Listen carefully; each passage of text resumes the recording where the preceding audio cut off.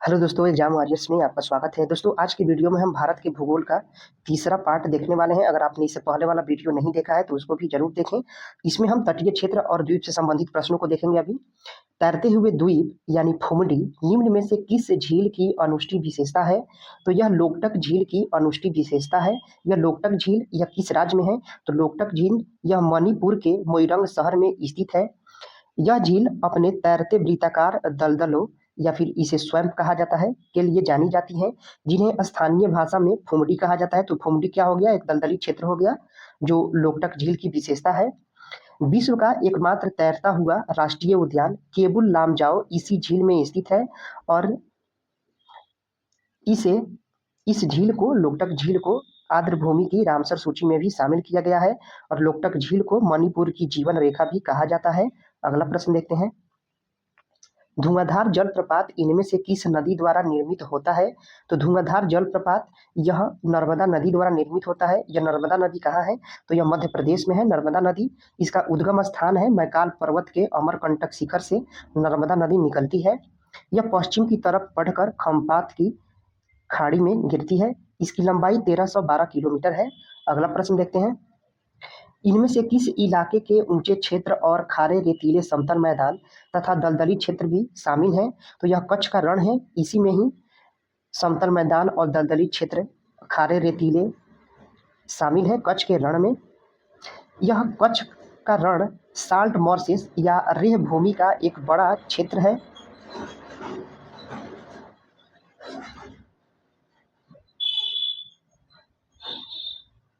यह भारत एवं पाकिस्तान की सीमा पर फैला हुआ है। यह इसका अधिकतर भाग गुजरात में है। मुख्य रूप से कच्छ जिला में ही कच्छ का रण है। अगला प्रश्न देखते हैं। नदी के तट पर निर्मित द्वीप माजुली जो कि असम में है, इसका निर्माण किस नदी द्वारा होता है? तो इसका निर्माण ब्रह्मपुत्र नदी द्वारा होता है। देखिए, माजुली भारत का यह सबसे बड़ा नदी द्वीप है। माजुली द्वीप इसका निर्माण ब्रह्मपुत्र नदी द्वारा होता है। यह देश का पहला द्वीपीय जिला भी है। अगला प्रश्न देखते हैं। भारत का पूर्वी तट एक क्या है? तो भारत का पूर्वी तट यह निम्न अवसादी तट है। भारत का पूर्वी तट, देखिए यहाँ भारत के पूर्वी तट का विकास, भारत के पूर्वी तट का विकास यह उत्तर में स्वर्ण रेखा नदी से लेकर कन्याकुमारी तक है। भारत का पूर्वी तट एक निम्न अवसादी तट है जहाँ निक्षेपों की अधिकता है, क्योंकि यहाँ पे गोदावरी नदी, कृष्णा, कावेरी, महानदी जैसी बंगाल की खाड़ी की ओर प्रवाहित होने वाली नदियाँ सागर में मिलने से पूर्व यहाँ अवसादों का निक्षेपण करती है। इस वजह से यहाँ निम्न अवसादी तट बन चुके हैं। अगला प्रश्न देखते हैं। अंडमान और निकोबार द्वीप समूह कहाँ स्थित है? तो यह बंगाल की खाड़ी में स्थित है, अंडमान और निकोबार द्वीप समूह। अगला प्रश्न देखते हैं। किस भारतीय राज्य की मुख्य भूमि की तट रेखा सबसे लंबी है? तो यह हो जाएगा गुजरात की तट रेखा सबसे लंबी है। गुजरात के बाद है महाराष्ट्र है, महाराष्ट्र के बाद केरल हो जाएगा, फिर उड़ीसा हो जाएगा। अगला प्रश्न देखते हैं। नेत्रिनी द्वीप कहाँ पर स्थित है? तो नेत्रिनी द्वीप या लक्षद्वीप में स्थित है। नेत्रिनी द्वीप, देखिए नेत्रिनी द्वीप लक्षद्वीप पर स्थित है। यह एक छोटा सा द्वीप है जिसे पीजन द्वीप भी कहते हैं। यह मुरुदेश्वर मंदिर नगर से 10 नॉटिकल मील दूर स्थित है। लक्षद्वीप यह भारत के दक्षिण पश्चिम में अरब सागर में स्थित है लक्षद्वीप, और इसी में नेत्रिनी द्वीप है। इस अगला प्रश्न देखते हैं। किस भारतीय प्रदेश में 300 से अधिक द्वीप है और एक सेलुलर जेल भी है? तो यह हो जाएगा अंडमान और निकोबार में 300 से अधिक द्वीप है और एक सेलुलर जेल भी है अंडमान और निकोबार में। अगला प्रश्न देखते हैं। अमीन दीव और मिनिकोय किस भारतीय केंद्र शासित प्रदेश के हिस्से हैं? तो अमीन दीव और मिनिकोय यह लक्षद्वीप के हिस्से हैं। इसमें देखिए राजधानी इसकी कवरत्ती है लक्षद्वीप की, और लक्षद्वीप समूह में कुल 36 द्वीप है, जिसमें केवल 10 द्वीपों पर ही जनजीवन है यानी मानव बस्ती है। अमीन द्वीप लक्षद्वीप का यह सबसे बड़ा द्वीप है। मिनिकोय द्वीप यह 8 डिग्री चैनल द्वारा मालदीव से अलग होता है। अगला प्रश्न है। अब देखते हैं दोस्तों, मरुस्थल से संबंधित प्रश्न को देखते हैं। ग्रेट इंडियन डेजर्ट यह भारत के किस भाग में स्थित है? तो ग्रेट इंडियन डेजर्ट यह भारत के पश्चिमी हिस्से यानी राजस्थान में स्थित है, पश्चिमी हिस्सा यानी राजस्थान में स्थित है। अगला प्रश्न है, इसमें देखिए यह थार मरुस्थल है, इसी का विस्तार भारत और पाकिस्तान में है और इसी में ग्रेट इंडियन डेजर्ट इसी को कहा जाता है। अगला प्रश्न देखते हैं, भारत के किस राज्य में रेगिस्तान का एक बड़ा हिस्सा है? तो राजस्थान में है, रेगिस्तान का एक बड़ा हिस्सा है। यहाँ राजस्थान में कौन सा मरुस्थल है? तो थार मरुस्थल है यहाँ पे। अगला देखते हैं, निम्नलिखित में से कौन सा भारत का सबसे बड़ा रेगिस्तान है? तो भारत का सबसे बड़ा रेगिस्तान कौन हो जाएगा? थार मरुस्थल हो जाएगा। कहाँ है? तो राजस्थान में है यह। अगला है, विश्व का सबसे बड़े खारे रेगिस्तानों में से एक कच्छ का रण यह भारत के किस राज्य में है? तो कच्छ का रण यह कच्छ जिला गुजरात में है, तो गुजरात हो जाएगा, ऑप्शन बी। अगला प्रश्न देखते हैं, इनमें से किस राज्य के एक हिस्से में थार मरुस्थल नहीं है? तो यह हो जाएगा हिमाचल प्रदेश। हिमाचल प्रदेश में थार मरुस्थल का कोई भी हिस्सा नहीं है। थार मरुस्थल का विस्तार गुजरात, हरियाणा, पंजाब क्षेत्र में है। अगला प्रश्न देखते हैं, अब दोस्तों झील और जलप्रपात से अभी आरआरबी में पूछे प्रश्न को देखेंगे। निम्नलिखित में से कौन सी भारत की वह एकमात्र झील है जिसका निर्माण पृथ्वी पर उल्का पिंड के टकराने से हुआ है?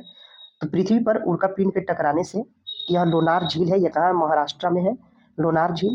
देखिए लोनार झील यह महाराष्ट्र में स्थित है। यह एक क्रेटर झील है जो उल्का के टकराने से बनी है, इसे क्रेटर झील कहा जाता है, जिसका निर्माण प्लीस्टोसीन काल में हुआ है। अगला प्रश्न देखते हैं, कोलेरू झील यह कहाँ स्थित है? तो कोलेरू झील यह आंध्र प्रदेश में है। कोलेरू झील देखिए आंध्र प्रदेश में स्थित यह कोलेरू झील कृष्णा और गोदावरी डेल्टा के बीच में स्थित एक मीठे पानी की झील है। यह इस झील को वन्य जीव संरक्षण अधिनियम 1972 के तहत 1999 में वन्य जीव अभयारण्य घोषित किया गया था। इसके पश्चात इसे 19 अगस्त 2002 में रामसर स्थल के रूप में भी घोषित किया गया है। अगला प्रश्न देखते हैं, भारत में स्थित उल्का पिंड द्वारा निर्मित एकमात्र झील का नाम क्या है? तो अभी देखें लोनार झील है महाराष्ट्र में। अगला प्रश्न देखते हैं, निम्नलिखित में से कौन सी झील सेलाइन सोडा झील है जो उल्कापात के प्रभाव से यह बुल्ढाना जिले में बनी थी?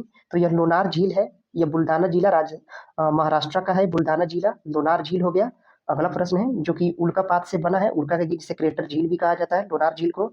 अगला प्रश्न देखते हैं, भारत की सबसे बड़ी खारे पानी की झील कहाँ स्थित है? तो भारत की सबसे बड़ी खारे पानी की झील यह महानदी डेल्टा में है।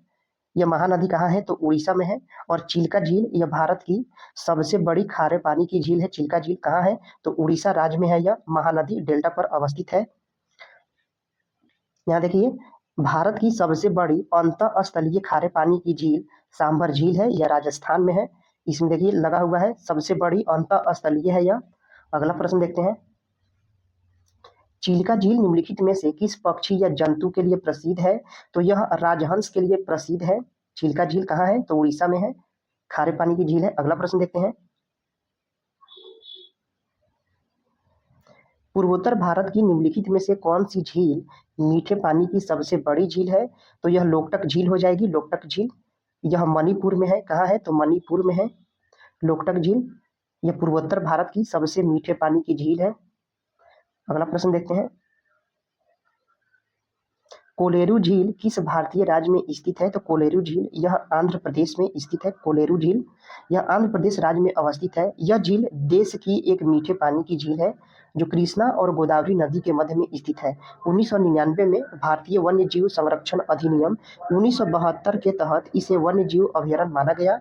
नवंबर 2002 में अंतर्राष्ट्रीय रामसर सम्मेलन के तहत इसे आर्द्र भूमि के रूप में शामिल भी किया गया है। तो कोलेरू झील में अट्टापक्का पक्षी अभयारण्य भी है जो प्रवासी पक्षियों का जैसे सारस और ग्रे पेलिकन का अकेला सुरक्षित यह प्रजनन स्थल बन गया है। यहाँ पे कौन सा पक्षी अभयारण्य है? तो अट्टापक्का पक्षी अभयारण्य है कोलेरू झील में, आंध्र प्रदेश में है यह। अगला प्रश्न देखते हैं, सोमगो झील या सोमगो लेक भारत के किस राज्य में स्थित है? तो सोमगो लेक यह सिक्किम राज्य में स्थित है। यह पूर्वी सिक्किम जिले में 3780 मीटर की ऊंचाई पर स्थित एक झील है। इस झील का पानी पास की हिमानियों से आता है। कौन सा झील है यह? सोमगो झील है, सिक्किम में है। अगला है, निम्नलिखित में से कौन सी भारत की सबसे बड़ी प्राकृतिक मीठे पानी की झील है? तो भारत की सबसे बड़ी प्राकृतिक मीठे पानी की झील वुलर झील है। यह कहाँ है? तो यह जम्मू कश्मीर में है। जम्मू कश्मीर में है वुलर झील। यह भारत की सबसे बड़ी प्राकृतिक मीठे पानी की झील है। उड़ीसा की चिल्का झील यह भारत एवं एशिया की सबसे बड़ी एवं विश्व की दूसरी सबसे बड़ी लैगून झील है। अगला प्रश्न है, सांभर झील कहाँ स्थित है? तो सांभर झील यह राजस्थान में स्थित है। देखिए 1990 में इसे रामसर साइट के तहत आर्द्र भूमि घोषित कर दिया गया है। यह झील देश में नमक उत्पादन का बड़ा स्रोत है, याद रखिएगा। देश की सबसे बड़ी खारे पानी की झील भी है यह सांभर झील, राजस्थान में। अगला प्रश्न देखते हैं, भारत की सबसे बड़ी तटीय खारे पानी की झील इनमें से किस राज्य में स्थित है? तो इसमें बोला है कि तटीय खारे पानी की झील, तो कौन सा हो जाएगा? तो उड़ीसा में चिल्का झील हो जाएगा। और अंतः स्थलीय बोले तो वो राजस्थान का झील हो जाएगा। अगला प्रश्न देखते हैं, लोकटक झील किस राज्य में स्थित है? तो यह मणिपुर में स्थित है। लोकटक झील मणिपुर में है। इसी में विश्व का एकमात्र तैरता हुआ द्वीप भी है। यहाँ इसे जलीय घास तैरते रहते हैं जिसे फुमडी कहा जाता है। अगला प्रश्न है, किस भारतीय जलप्रपात में राजा, रानी, रॉकेट और रोरर नामक 4 अलग अलग झरने हैं? तो यह जोग जलप्रपात है। इसी में राजा, रानी, रॉकेट और रोरर नामक 4 अलग अलग झरने हैं। देखिए जोग जलप्रपात को गरसोपा जलप्रपात भी कहा जाता है। यह कर्नाटक राज्य में है। जोग जलप्रपात कहाँ है? तो कर्नाटक राज्य में है।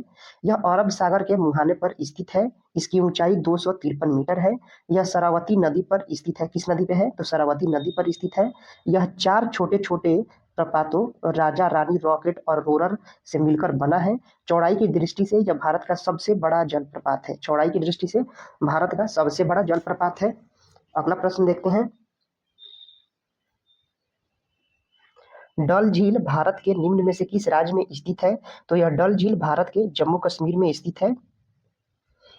यह झील 3 दिशाओं में पहाड़ियों से घिरी हुई है। यह जम्मू कश्मीर की दूसरी सबसे बड़ी झील है, डल झील।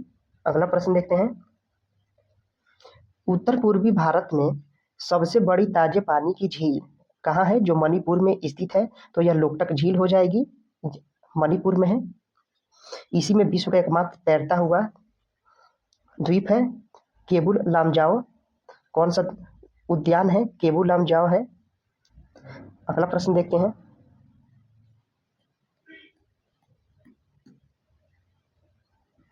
नैनीताल झील किस राज्य में स्थित है? तो नैनीताल झील यह नाम से ही है कि उत्तराखंड में स्थित है यह नैनीताल झील। अगला प्रश्न देखते हैं, उमियम झील, उमियम झील जिसे बारह पानी झील के नाम से भी जाना जाता है, यह कहाँ स्थित है? तो यह मेघालय में स्थित है, याद रखिएगा। उमियम झील या फिर बारह पानी झील, उमियम झील या फिर बारह पानी झील कहाँ है? तो मेघालय में है। अगला प्रश्न देखते हैं, चित्रकूट झरना यह इंद्रावती नदी पर पड़ता है जिसे अक्सर भारत के नियाग्रा झरने के रूप में जाना जाता है। वह कहाँ स्थित है? तो यह छत्तीसगढ़ में स्थित है जो कि इंद्रावती नदी पर है। चित्रकूट झरना कहाँ है? छत्तीसगढ़ में है। अगला प्रश्न है, कौन सी झील एशिया की सबसे बड़ी ताजे पानी की झीलों में से एक है? तो यह बुल्लर झील है। कहाँ है? तो जम्मू कश्मीर में है। जम्मू कश्मीर में है यह। अगला प्रश्न देखते हैं, बुलर झील सबसे बड़ी ताजे पानी की झील है जो किस राज्य में स्थित है? तो यह जम्मू कश्मीर में स्थित है। बुलर झील कहाँ है? तो जम्मू कश्मीर में है। अगला प्रश्न देखते हैं, कुंचिकल जलप्रपात कहाँ पाया जाता है? तो कुंचिकल जलप्रपात यह कर्नाटक में है। कुंचिकल देखिए क से कुंचिकल और क से कर्नाटक ऐसे याद रख सकते हैं। देखिए इस झरने की कुल ऊंचाई 455 मीटर है तथा यह किस नदी पे स्थित है? तो वाराही नदी पर स्थित है। अगला प्रश्न है, निम्न में से जो अलग या विषम है उसे चुनना है। तो इसमें डल झील, वेम्बनाड झील, बुलर झील ये सभी मीठे पानी की झील है। तो सांभर झील हो जाएगा राजस्थान का, जो कि अंतः स्थलीय सबसे ज्यादा खारे पानी की झील है यह सांभर झील भारत का। अगला प्रश्न देखते हैं, इनमें से किस झील का निर्माण या फिर विकास दक्कन के बेसाल्टिक चट्टानों यानी क्रिटेशियन युग पर बड़े उल्का पिंड के गिरने से हुआ है? तो यह हो जाएगा लोनार झील है। इसी का निर्माण हुआ था लोनार झील का। यह दक्कन के बेसाल्टिक चट्टानों पर बड़े उल्कापिंड के गिरने से हुआ है। यह लोनार झील कहाँ है? तो महाराष्ट्र में है। महाराष्ट्र के बुल्ढाना जिले में स्थित एक खारे पानी की झील है लोनार झील। अगला प्रश्न है, खेचियोपालरी झील निम्नलिखित में से किस राज्य में स्थित है? खेचियोपालरी झील यह सिक्किम राज्य में स्थित है। खेचियोपालरी झील कहाँ है? तो सिक्किम राज्य में है। अगला प्रश्न देखते हैं। अब दोस्तों हिमनद से संबंधित प्रश्न को देखते हैं हम। सियाचिन हिमनद क्षेत्र इनमें से किस क्षेत्र में स्थित है? तो यह सियाचिन हिमनद क्षेत्र यह काराकोरम पर्वतमाला में स्थित है। सियाचिन हिमनद क्षेत्र, देखिए यहाँ सियाचिन हिमनद क्षेत्र कहाँ है? तो काराकोरम पर्वतमाला में है। अगला प्रश्न देखते हैं, किससे हिम नदी यानी ग्लेशियर बनती है? तो दोस्तों यह ग्लेशियर होता क्या है? तो यह बर्फ का एक जमाव होता है जो अपने ही भार के वजह से बर्फें यह पानी की तरह बहने लगती हैं। देखिए हिमनद जो होता है ग्लेशियर, ये बड़े बड़े हिमखंडों को कहते हैं जो अपने ही भार के कारण नीचे की ओर खिसकते रहते हैं। इन्हें हिमानी कहा जाता है। इसमें पानी नहीं, बर्फ ही खिसकते हैं, इसी को ग्लेशियर कहा जाता है। बर्फ के जमाव से ही होता है यह। अगला प्रश्न है, निम्नलिखित में से कौन सा भारत का सबसे बड़ा ग्लेशियर है? तो भारत का सबसे बड़ा ग्लेशियर कौन है? तो यह सियाचिन ग्लेशियर है, भारत का सबसे बड़ा ग्लेशियर है। देखिए इसका क्षेत्रफल 76 वर्ग किलोमीटर में है। सियाचिन ग्लेशियर का विश्व का सबसे ऊंचा युद्ध क्षेत्र है, जहां पर वर्ष 1984 से भारतीय सेना तैनात है सियाचिन ग्लेशियर में। अगला प्रश्न है, अब दोस्तों अपवाह तंत्र से संबंधित प्रश्न को देखेंगे। बांग्लादेश में प्रवेश करने के बाद किस नदी को निचले मार्ग में जमुना नदी के रूप में जाना जाता है? तो यह ब्रह्मपुत्र नदी है, जिसे जमुना नदी कहा जाता है बांग्लादेश में। ये देखते हैं, देखिए चीन के तिब्बत में ब्रह्मपुत्र नदी को सांगपो नदी कहा जाता है, याद रखिएगा। और अरुणाचल प्रदेश में इसे दिहांग नदी के नाम से जाना जाता है, ब्रह्मपुत्र नदी को। और असम में ब्रह्मपुत्र को ब्रह्मपुत्र ही कहा जाता है, और बांग्लादेश में जमुना कहा जाता है। वही प्रश्न था हमारा, बांग्लादेश में जमुना किसको कहा जाता है? तो ब्रह्मपुत्र नदी को। अगला प्रश्न है, निम्नलिखित में से कौन सी नदी पूरब की ओर बहती है? तो यह दामोदर नदी हो जाएगी, जो कि पूरब की ओर बहती है। यह कहाँ है? तो झारखंड में है यह दामोदर नदी। बाकी मांडवी, ताप्ती, नर्मदा या पश्चिम की ओर बहने वाली नदियां हैं। अगला प्रश्न देखते हैं, देखिए यहाँ पे दामोदर नदी यह हुगली नदी की एक सहायक नदी है। यह झारखंड और पश्चिम बंगाल से होकर पश्चिम से पूरब की दिशा में बहती है। इस नदी का उद्गम झारखंड के छोटा नागपुर का पठार है। दामोदर नदी कहाँ से निकलती है? तो झारखंड के छोटा नागपुर के पठार से निकलती है। और दामोदर नदी को ही बंगाल का शोक भी कहा जाता है। और नर्मदा, ताप्ती, मांडवी यह अरब सागर में गिरने वाली नदियां हैं। अगला प्रश्न है, अरब सागर यानी पश्चिम में गिरने वाली नदियां हैं। निम्न में से कौन सा नदी बेसिन विश्व का सर्वाधिक आबादी वाला नदी बेसिन है? तो विश्व का सबसे अधिक आबादी वाला नदी बेसिन गंगा हो जाएगा। देखिए यहाँ पे 40 करोड़ से भी अधिक लोग इस क्षेत्र में निवास करते हैं, गंगा बेसिन में। अगला है, निम्न में से कौन सी एक गैर बारहमासी यानी नॉन पेरिनियल नदी है? देखिए बारहमासी नदियों में हमेशा सालों भर पानी होता है, और गैर बारहमासी में पानी सूख जाता है। तो ऑप्शन हो जाएगा डी, यानी ब्रह्मपुत्र, सिंधु और गंगा में 12 महीने पानी रहता है। कृष्णा में यह सूख जाता है। देखिए यहाँ पे कृष्णा नदी यह प्रायद्वीपीय भारत की दूसरी सबसे बड़ी नदी है, जो महाराष्ट्र के महाबलेश्वर के निकट पश्चिम घाट श्रृंखला से निकलकर दक्षिण पूर्व दिशा में 1400 किलोमीटर की लंबाई में बहती हुई बंगाल की खाड़ी में जाकर गिरती है। यह एक गैर बारहमासी नदी है। इसका अपवाद क्षेत्र देखिए 2,58,948 वर्ग किलोमीटर क्षेत्र में फैला है, जो महाराष्ट्र, कर्नाटक, तेलंगाना, आंध्र प्रदेश में बहती है। इसकी प्रमुख सहायक नदियां में हो गई भीमा, तुंगभद्रा नदी है कृष्णा की सहायक नदी। अन्य सहायक नदियां जैसे कोयना, दूधगंगा, मूसी, घाटप्रभा आदि यह बारहमासी नदियों में वर्ष भर जल का प्रभाव बना रहता है, जबकि गैर बारहमासी या फिर मौसमी नदियां अक्सर गर्मी के मौसम में सूख जाती है। तो कृष्णा नदी में पानी गर्मी के दिनों में सूख जाती है, इसलिए यह नॉन पेरिनियल हो जाएगा। अगला प्रश्न देखते हैं, निम्नलिखित में से कौन सी नदी अरावली पर्वत श्रेणी से निकलती है और कच्छ के रण में लुप्त हो जाती है? तो यह लूनी नदी है। देखिए लूनी नदी यह राजस्थान में अमरावती पर्वत श्रेणी से निकलती है। राजस्थान, मध्य प्रदेश, गुजरात में प्रवाहित होते हुए यह कच्छ के रण में लुप्त हो जाती है, इसलिए इसे अंतःस्थलीय नदी भी कहते हैं। साबरमती नदी यह अरावली श्रेणी के दक्षिणी ढाल पर अपवाहित होती है। अगला प्रश्न देखते हैं, निम्नलिखित में से कौन सी नदी सिंधु नदी की सहायक नदी है? तो यह ब्यास नदी हो जाएगी, जो कि सिंधु नदी की सहायक नदी है, ब्यास नदी। देखिए इसकी 5 प्रमुख सहायक नदियाँ झेलम, चिनाब, रावी, ब्यास और सतलज है सिंधु नदी की। तो इनको याद रखिएगा पांचों को। अगला प्रश्न है, निम्न में से कौन सी नदी पश्चिमी घाट से निकलने वाली 3 प्रमुख नदियों में से एक नहीं है? तो यह महानदी हो जाएगी, जो कि पश्चिमी घाट से निकलने वाली 3 प्रमुख नदियों में से नहीं है। देखिए पूरब की ओर बहने वाली नदियाँ जो पश्चिम घाट से निकलकर पूरब की ओर बहती हैं, उनमें 3 नदियाँ हैं, गोदावरी है, कृष्णा है और कावेरी है। अन्य छोटी नदियों में तुंगभद्रा, भीमा, घाटप्रभा, हेमावती आदि शामिल हैं, परंतु महानदी का उद्गम यह रायपुर यानी छत्तीसगढ़ के समीप यह धमतरी जिले में स्थित सिहावा पर्वत से होता है, तो महानदी नहीं हो जाएगी। कौन सी नदी सिक्किम से निकलती है और पश्चिम बंगाल से बहते हुए बांग्लादेश में प्रवेश करती है? तो यह तीस्ता नदी है, यह सिक्किम से निकलती है और पश्चिम बंगाल से बहते हुए बांग्लादेश में प्रवेश करती है। देखिए तीस्ता नदी यह भारत के सिक्किम, पश्चिम बंगाल राज्य तथा बांग्लादेश से होकर गुजरती है। इस नदी का उद्गम भारत के सिक्किम राज्य के कांगसे हिमनद के पास चोलामू झील से होता है।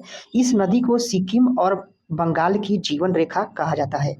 रंगीत नदी यह सिक्किम की सबसे बड़ी नदी है, जो तीस्ता नदी की सबसे बड़ी सहायक नदी है, याद रखिएगा। अगला है, बारी दो आब यह निम्नलिखित में से किस क्षेत्र में स्थित है? तो यह बारी दो आब यह ब्यास और रावी के बीच के क्षेत्र को बोला जाता है, बारी दो आब। इसमें देखिए बारी दो आब यह ब्यास और रावी नदी के बीच का क्षेत्र होता है। चाज दो आब यह झेलम और चिनाब के बीच का क्षेत्र है।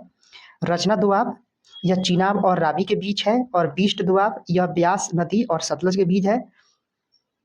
दोस्तों यह चारों बहुत इंपॉर्टेंट है, इनको याद रखिएगा। बारी दोआब, चाज दोआब, रचना दोआब और बिष्ट दोआब ब्यास नदी और सतलज के बीच में। अगला प्रश्न देखते हैं, पूर्णा और गिरना नदियां निम्न में से किस नदी प्रणाली की सहायक नदियां हैं? तो यह ताप्ती नदी की सहायक नदियां हैं, पूर्णा और गिरना नदी। देखिए पूर्णा और गिरना नदियां यह ताप्ती की सहायक नदियां हैं। ताप्ती की अन्य सहायक नदियां भी है, जैसे पंजारा है, बाघुर है, बोरी है और अन्नर है। अगला देखते हैं, इनमें से किस नदी का उद्गम स्थल महाराष्ट्र में महाबलेश्वर के पास स्थित है? तो महाराष्ट्र के महाबलेश्वर में कृष्णा नदी का उद्गम स्थान है। महाराष्ट्र के महाबलेश्वर से कृष्णा नदी निकलती है। अगला देखते हैं, देखिए यह कृष्णा नदी का उद्गम कहाँ है? महाराष्ट्र के महाबलेश्वर के पास स्थित है। इसकी कुल लंबाई 1400 किलोमीटर है और इसकी सहायक नदियां में है वर्णा, कोयना, पंचगंगा, दूधगंगा, तुंगभद्रा, घाटप्रभा, मालप्रभा, मूसी और भीमा। इनको याद रखिएगा। कृष्णा नदी की सहायक नदियां, इनके बारे में पूछा जाता है एग्जाम में। देखिए ताप्ती नदी का उद्गम स्थान कहाँ है? तो मध्य प्रदेश के मुल्ताई से निकलती है यह ताप्ती नदी। उसके बाद है कोसी नदी, यह गोनसाईधान शिखर यानी नेपाल से निकलती है। और नर्मदा नदी यह मध्य प्रदेश के अमरकंटक पहाड़ी से निकलती है, नर्मदा नदी।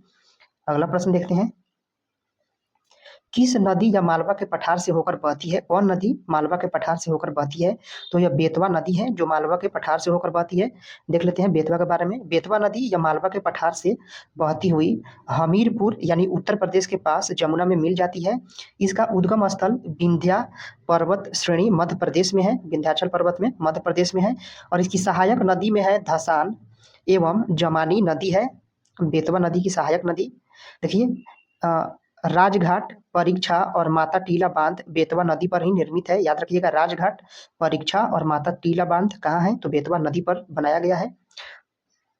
अगला प्रश्न देखते हैं, निम्न में से कौन सी नदी पूरब से पश्चिम की ओर बहती है? तो यहाँ दिया है पूरब से पश्चिम की ओर बहने वाली नदी, तो यह नर्मदा नदी हो जाएगी। यह पूरब से पश्चिम की ओर बहती है, यानी अरब सागर में जाके गिरती है। देखिए नर्मदा नदी पूरब से पश्चिम दिशा में बहती है और इसके विपरीत प्रायद्वीपीय भारत की अन्य नदियों के बहाव की दिशा पश्चिम से पूरब की ओर है। नर्मदा नदी यह देखिए भ्रंश घाटी से होकर बहती है, नर्मदा नदी। यही कारण है कि यह सामान्य ढाल का अनुसरण नहीं करती है। अगला प्रश्न है, निम्न में से कौन सी नदी अरब सागर में मिलती है? कौन सी नदी अरब सागर में मिलती है? तो यह नर्मदा नदी हो जाएगी। अभी देखे हम लोगों ने, यह पूरब से पश्चिम की ओर बहने वाली नदी है नर्मदा नदी। देखिए नर्मदा नदी का उद्गम स्थान कहाँ है? तो अमरकंटक की पहाड़ियों से यह निकलती है। यह प्रायद्वीपीय भारत की एक ऐसी नदी है जो यहाँ के सामान्य ढाल यानी पश्चिम से पूरब यानी विपरीत दिशा में यह बहती है। इसकी दिशा पूरब से पश्चिम है, ऐसा इसलिए होता है क्योंकि यह विंध्य एवं सतपुड़ा पर्वत श्रेणी के मध्य भ्रंश घाटी से होकर बहती है और अरब सागर में जाके गिरती है। अगला प्रश्न देखते हैं, महानदी तंत्र भारतीय प्रायद्वीप में तीसरी सबसे बड़ी और सबसे बड़ी नदी है किसकी? तो यह हो जाएगा उड़ीसा की महानदी। कहाँ की नदी है? तो उड़ीसा की नदी है यह। महानदी तंत्र या भारतीय प्रायद्वीप में तीसरी सबसे बड़ी और उड़ीसा की सबसे बड़ी नदी है। यह छत्तीसगढ़ के रायपुर से वहाँ का एक जिला है सिहावा के निकट से निकलती है और उड़ीसा में बहती हुई बंगाल की खाड़ी में गिर जाती है। अगला प्रश्न देखते हैं। लोकपावनी और भावानी ये किसकी सहायक नदियां हैं? लोकपावनी और भवानी, तो यह कावेरी नदी की सहायक नदियां हैं, याद रखिएगा। लोकपावनी और भवानी यह कावेरी की सहायक नदी है। देखिए लोकपावनी और भवानी यह कावेरी नदी की सहायक नदियां हैं। कावेरी की अन्य सहायक नदियां जैसे हेमवती, अर्कावती, लक्ष्मण तीर्थ, कबबिनी, अमरावती नदी। देखिए कावेरी नदी का उद्गम स्थान कर्नाटक राज्य के या ब्रह्मगिरी पहाड़ी से होता है। कावेरी नदी का उद्गम कर्नाटक के ब्रह्मगिरी से है। अगला प्रश्न देखते हैं।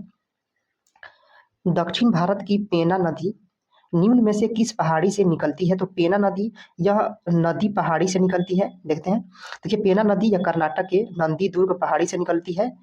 इसी को नंदी पहाड़ी से निकलती है यह।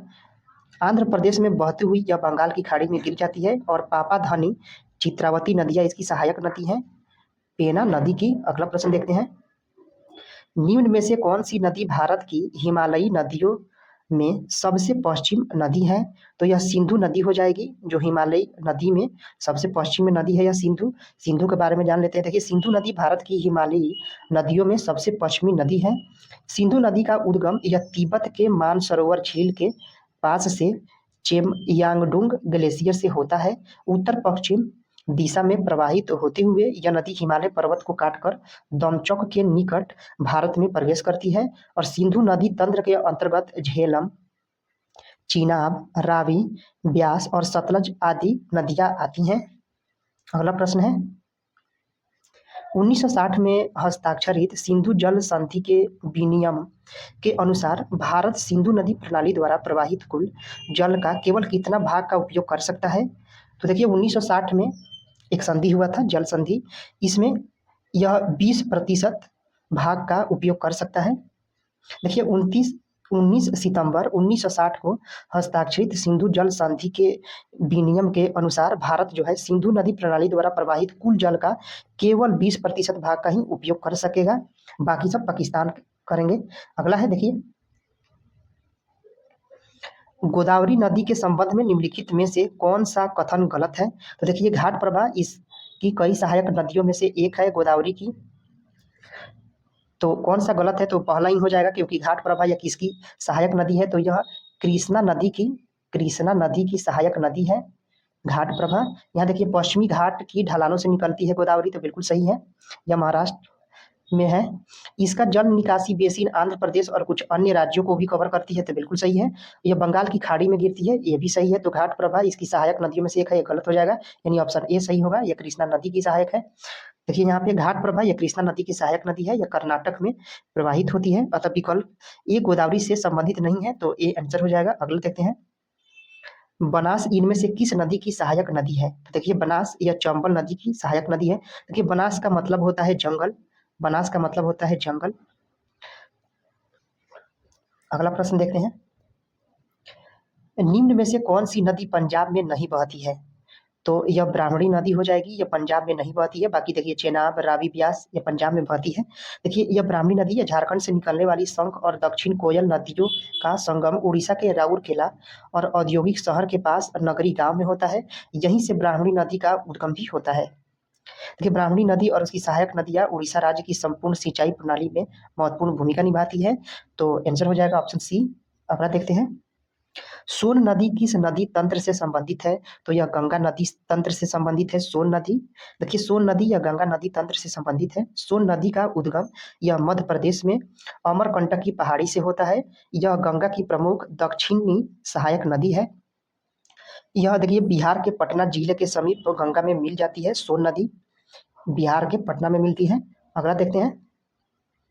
ध्रुवीय क्षेत्र के बाहर नुब्रा घाटी में स्थित दुनिया के दूसरे सबसे लंबे ग्लेशियर का नाम क्या है? तो यह सियाचिन ग्लेशियर है, जो कि 76 वर्ग किलोमीटर में फैला हुआ है सियाचिन ग्लेशियर। अगला प्रश्न देखते हैं।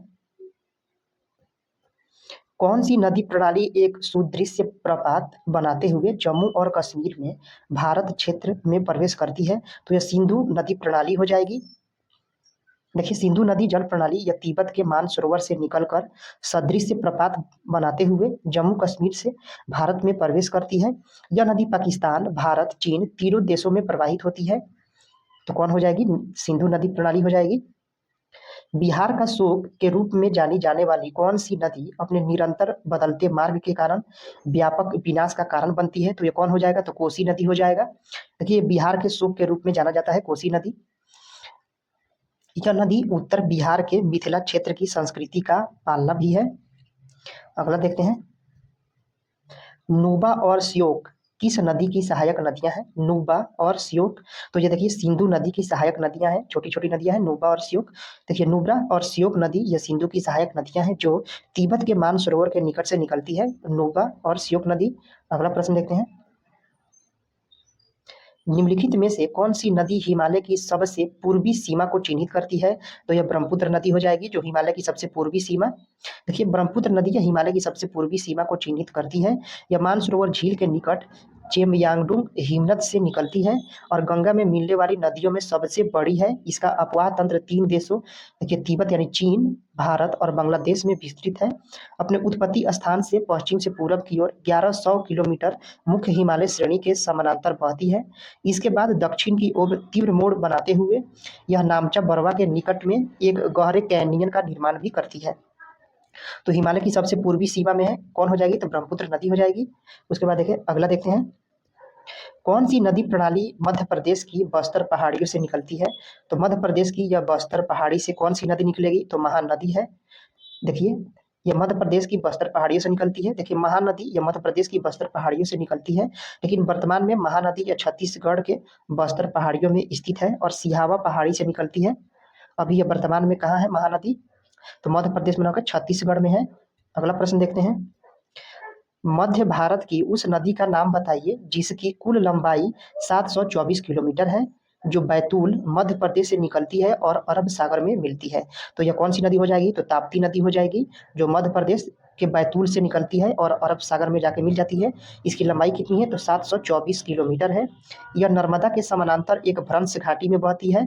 तो 2 नदियां हो गई, एक नर्मदा और एक ताप्ती, ये दोनों अरब सागर में जाके गिर जाती हैं। अगला प्रश्न देखते हैं, निम्न में से किस नदी को दक्षिण गंगा कहा जाता है? तो यह गोदावरी नदी है, इसे दक्षिण गंगा कहा जाता है। देखिए, गोदावरी नदी यह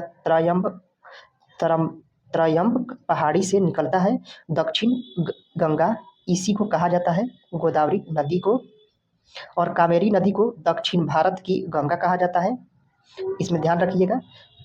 दक्षिण गंगा कहा जाता है गोदावरी को, और कावेरी नदी को दक्षिण भारत की गंगा कहा जाता है। अगला प्रश्न है, किस नदी पर निर्मित हीराकुंड बांध उड़ीसा और छत्तीसगढ़ के बीच जल वितरण को लेकर विवाद के कारण चर्चाओं में था? तो यह महानदी हो जाएगी।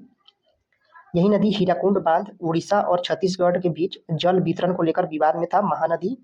देखिए, महानदी पर निर्मित हीराकुंड बांध है जो कि उड़ीसा और छत्तीसगढ़ के बीच जल वितरण को लेकर विवाद का कारण और चर्चाओं में था। यह विश्व का सबसे बड़ा एवं लंबा बांध है। हीराकुंड बांध कहाँ है? तो महानदी पर है। अगला प्रश्न देखते हैं, कौन सी नदी गौमुख हिमनद यानी गौमुख ग्लेशियर से निकलती है और देवप्रयाग में गंगा बनने के लिए अलकनंदा नदी में मिलने से पहले लगभग 193 किलोमीटर तक प्रवाहित होती है? तो यह भागीरथी नदी है। देखिए, भागीरथी नदी का उद्गम स्थान गौमुख यानी गंगोत्री ग्लेशियर है, जो कि 193 किलोमीटर प्रवाहित होने के पश्चात देवप्रयाग में यह भागीरथी एवं अलकनंदा नदी का संगम हो जाता है और इनकी संयुक्त धारा गंगा के नाम से जानी जाती है। तो कौन सी नदी हो जाएगी? तो भागीरथी नदी हो जाएगी। अलकनंदा के साथ भागीरथी नदी मिलती है देवप्रयाग में। अगला हो जाएगा, भारत की नदियों के बारे में निम्नलिखित में से कौन सा कथन गलत है? देखिए, महानदी का उद्गम छत्तीसगढ़ के रायपुर जिले में सिहावा के समीप है, ये बिल्कुल सही है। पहले मध्य प्रदेश था, अब छत्तीसगढ़ हो गया है। देखिए, कृष्णा नदी का उद्गम सह्याद्री में महाबलेश्वर के पहाड़ी से है, तो ये भी सही है। देखिए, कावेरी नदी का उद्गम कर्नाटक के गोगाडू जिले की ब्रह्मगिरी पहाड़ी से है, तो ये भी सही है। देखिए, गोदावरी नदी का उद्गम मध्य प्रदेश से नहीं, महाराष्ट्र है, महाराष्ट्र से गोदावरी कहाँ से निकलती है? तो महाराष्ट्र से निकलती है। यह महाराष्ट्र के देखिए नासिक में स्थित त्रयंबक पहाड़ी से निकलती है गोदावरी नदी। तो ऑप्शन क्या हो जाएगा? ऑप्शन डी हो जाएगा। अगला देखते हैं। गंगा नदी को संकटपन नदी कहे जाने का मुख्य कारण क्या है? तो देखिए इसमें जल जीवन की कमी हो रही है, इस वजह से इसे संकटपन नदी कहा जाता है। देखिए मानवीय गतिविधियों से अत्यधिक प्रभावित होने से गंगा नदी आज संकटपन नदी कही जाने लगी है, जिसका मुख्य कारण अत्यधिक जल प्रदूषण तथा जल की कमी से इसमें जलीय जीव की कमी होती जा रही है। देखिए गंगा डॉल्फिन जो कि 2009 में राष्ट्रीय जलीय जीव घोषित की गई थी, याद रखिएगा गंगा डॉल्फिन को 2009 में राष्ट्रीय जलीय जीव घोषित किया गया था, जिसके अस्तित्व पर भी शंका मंडराने के कारण गंगा में जीवन को संरक्षित करने तथा इसके जल को प्रदूषण रहित बनाने के लिए गंगा एक्शन प्लान तैयार किया गया है। अगला प्रश्न देखते हैं। निम्नलिखित में से कौन सी नदी अमरकंटक की पहाड़ी से निकलती है? तो यह नर्मदा नदी है। अमरकंटक से नर्मदा नदी निकलती है। देखिए नर्मदा नदी यह भारतीय प्रायद्वीप की पश्चिम की ओर बहने वाली नदियां हैं।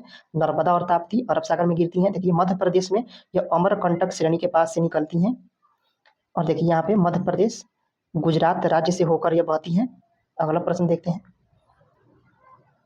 ताप्ती नदी का उद्गम कहाँ से होता है?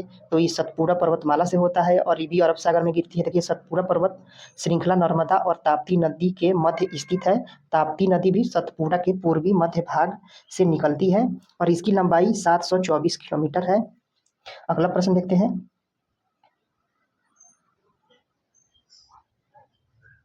गंगा नदी के प्रदूषण के प्रभावी उपशमन, संरक्षण और कायाकल्प के मुख्य उद्देश्यों को पूरा करने के लिए केंद्र सरकार द्वारा एक प्रमुख कार्यक्रम के रूप में कौन सा कार्यक्रम शुरू किया गया था? तो यह हो जाएगा नमामि गंगे कार्यक्रम। देखिए 2014 में इसको शुरू किया गया था, नमामि गंगे कार्यक्रम को। देखिए भारत सरकार द्वारा इस परियोजना की शुरुआत गंगा नदी के प्रदूषण को कम करने तथा गंगा नदी की पुनर्जीवित करने के उद्देश्य से की गई थी 2014 में। अगला प्रश्न देखते हैं। गोदावरी नदी यह अरब सागर से लगभग 80 किलोमीटर दूर 1067 मीटर की ऊंचाई पर स्थित है। यह कहाँ से निकलती है? देखिए गोदावरी नदी यह त्रयंबकेश्वर पहाड़ी से निकलती है। कहाँ है? तो महाराष्ट्र के नासिक से। देखिए गोदावरी नदी यह अरब सागर से लगभग 80 किलोमीटर दूर 1067 मीटर की ऊंचाई पर स्थित महाराष्ट्र में नासिक के पास त्र्यंबकेश्वर से निकलती है और बंगाल की खाड़ी में गिरने से पहले यह 1465 किलोमीटर की दूरी तय करती है। तो गोदावरी नदी का कहाँ से निकलेगी? तो त्र्यंबकेश्वर पहाड़ी महाराष्ट्र के नासिक में है। अगला प्रश्न देखते हैं। निम्न में से कौन सी नदी यमुना की सहायक नहीं है? देखिए यहाँ पर पूछा है कि सहायक नहीं है, तो कौन सी नदी नहीं होगी? तो गंडक यह गंगा की सहायक नदी है। देखिए केन, बेतवा, चंबल ये सब यमुना की सहायक हो जाएंगी, तो ऑप्शन बी हो जाएगा। देखिए गंडक नदी यमुना की सहायक नदी नहीं है, यह गंगा की सहायक नदी है। गंडक गंगा की सहायक नदी है। अगला प्रश्न देखते हैं। गंगा नदी के बारे में कौन सा कथन समूह सत्य है? तो देखिए इसमें हो जाएगा 1, 2 और 4। देखिए गंगा हरिद्वार में मैदानी क्षेत्र में प्रवेश करती है, बिल्कुल सही है। देवप्रयाग में अभी देखे थे भागीरथी और अलकनंदा नदी मिलती है, जहां से इसे गंगा नाम से जाना जाता है। और गंगा का उद्गम गौमुख के निकट गंगोत्री हिमनद से होता है, इसे भागीरथी के नाम से भी जाना जाता है। प्रसिद्ध माजुली द्वीप किस नदी पर स्थित है? तो दोस्तों यह ब्रह्मपुत्र नदी पर स्थित है, प्रसिद्ध माजुली द्वीप। देखिए माजुली द्वीप यह ब्रह्मपुत्र नदी पर असम में स्थित है और माजुली द्वीप यह कालांतर में ब्रह्मपुत्र नदी और उनकी सहायक नदियों यानी विशेषकर लोहित नदी के दिशा और क्षेत्र परिवर्तन की वजह से बनी है। यह माजुली जिला का मुख्यालय जोरहाट शहर है। माजुली को असम की सांस्कृतिक राजधानी भी कहा जाता है और माजुली यह पूर्वी असम का नव वैष्णव विचारधारा का प्रमुख केंद्र भी है। तो यह माजुली द्वीप कहाँ पर स्थित है, किस नदी में? तो ब्रह्मपुत्र नदी में। अगला देखते हैं। अपने प्रवाह के दौरान कौन सी नदी तिब्बत से होकर गुजरती है, जहां इसे सांगपो के नाम से जाना जाता है और यह भारतीय राज्यों अरुणाचल प्रदेश और असम और बांग्लादेश से भी होकर गुजरती है? तो यह ब्रह्मपुत्र नदी हो गई। यह भारतीय राज्य अरुणाचल प्रदेश, असम, बांग्लादेश से होकर गुजरती है। यह देखिए ब्रह्मपुत्र नदी का उद्गम हिमालय के उत्तर में तिब्बत के मानसरोवर झील के निकट से है। यह ब्रह्मपुत्र नदी अपने प्रवाह के दौरान तिब्बत से होकर गुजरती है, जहां इसे सांगपो के नाम से जाना जाता है और अरुणाचल प्रदेश, असम और बांग्लादेश से भी होकर यह गुजरती है। अगला देखते हैं। भारत की सबसे बड़ी प्रायद्वीपीय नदी कौन सी है? तो यह गोदावरी नदी है। भारत की सबसे बड़ी प्रायद्वीपीय नदी है गोदावरी। देखिए यह इसकी लंबाई 1465 किलोमीटर है। यह गोदावरी नदी प्रायद्वीपीय भारत की सबसे बड़ी नदी है। यह दक्षिण गंगा के नाम से भी प्रसिद्ध है, इसे दक्षिण गंगा भी कहा जाता है। गोदावरी बेसिन गंगा बेसिन के बाद दूसरा सबसे बड़ा बेसिन है, ये भी याद रखिएगा। यह गोदावरी महाराष्ट्र के नासिक जिले में त्र्यंबकेश्वर पहाड़ी से निकलती है। अगला प्रश्न देखते हैं, लोहित नदी इनमें से किस नदी की सहायक नदी है? तो अभी देखिए हम लोग ब्रह्मपुत्र नदी की सहायक नदी है लोहित नदी। देखिए लोहित या ब्रह्मपुत्र की सहायक नदी है जो भारत के अरुणाचल प्रदेश असम राज्य में बहती है। अगला प्रश्न देखते हैं, किस नदी या ब्रह्मपुत्र नदी प्रणाली का एक अंग है? कौन सी नदी ब्रह्मपुत्र नदी प्रणाली का एक अंग है? तो यह लोहित नदी हो जाएगी। यह ब्रह्मपुत्र नदी प्रणाली का एक अंग है लोहित नदी। अगला प्रश्न देखते हैं, निम्न में से वह कौन सी एकमात्र नदी है जो राजस्थान के पश्चिम भाग में बहती है? तो यह लूनी नदी है जो राजस्थान के पश्चिम भाग में बहती है। देखिए लूनी एकमात्र नदी है जो राजस्थान के पश्चिम भाग में बहती है। लूनी नदी का उद्गम राजस्थान के अजमेर जिला के नाग पहाड़ियों से होता है। यह नदी राजस्थान और गुजरात राज्य में प्रवाहित होती है। अगला प्रश्न देखते हैं, गंगोत्री से निकलने वाली कौन सी भारतीय नदी मुख्यतः मानवीय गतिविधियां और उद्योगों से प्रदूषित हुई है? तो यह गंगा नदी है जो कि गंगोत्री से निकलती है और मानवीय गतिविधियों के द्वारा यह प्रदूषित हो चुकी है। देखिए भारत की यह सबसे लंबी नदी है गंगा नदी। अगला प्रश्न देखते हैं, देवप्रयाग यानी उत्तराखंड में निम्न में से कौन सी दो नदियों के संगम से गंगा नदी बनती है? तो देखे थे हम लोग कौन सी नदी अलकनंदा और भागीरथी के संगम से गंगा नदी बनती है। दोस्तों तो आज का वीडियो यहीं पे समाप्त होता है, फिर मिलते हैं नेक्स्ट पार्ट में। तो आपको ये वीडियो कैसा लगा कमेंट करके जरूर बताएं। Thank you for watching.